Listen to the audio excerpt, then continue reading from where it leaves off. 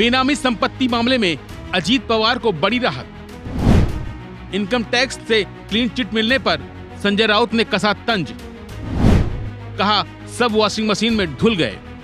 महाराष्ट्र के deputy CM Ajit Pawar को income tax से क्लीन चिट मिल गई है।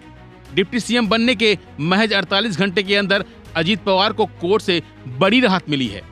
इनकम टैक्स ने अजीत पवार की 1000 करोड़ की संपत्ति रिलीज कर दी है।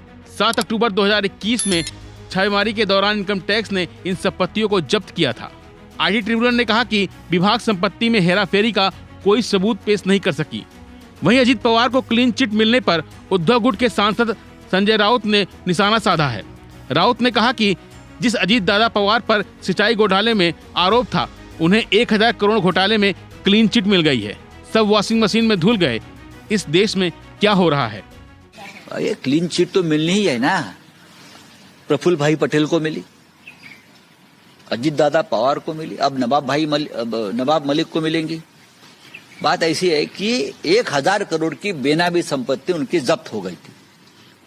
आंकड़ा सुन लीजिए, 1000 करोड़।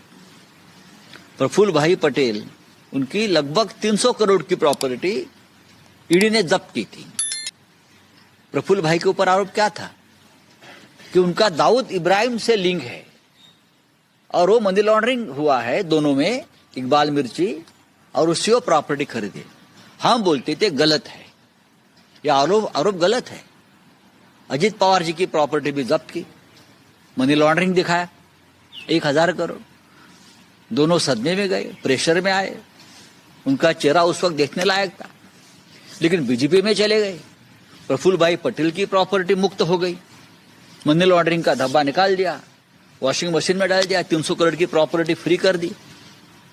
अजीत दादा पवार कल शपथ ली बीजेपी के साथ, मोदी जी के उपस्थिति में। जिस मोदी जी ने अजीत दादा पवार के ऊपर 70,000 करोड़ घोटाले का आरोप किया था, सिंचन घोटाला, और उसी पैसे से ये प्रॉपर्टी लिया, ऐसा आरोप था उनके ऊपर। अब 2 या 3 दिन में ईडी इनकम टैक्स ने उनकी प्रॉपर्टी क्लियर कर दी। बीजेपी में आइए, हमसे हाथ मिलाइए और जो काला धन है सफेद करिए।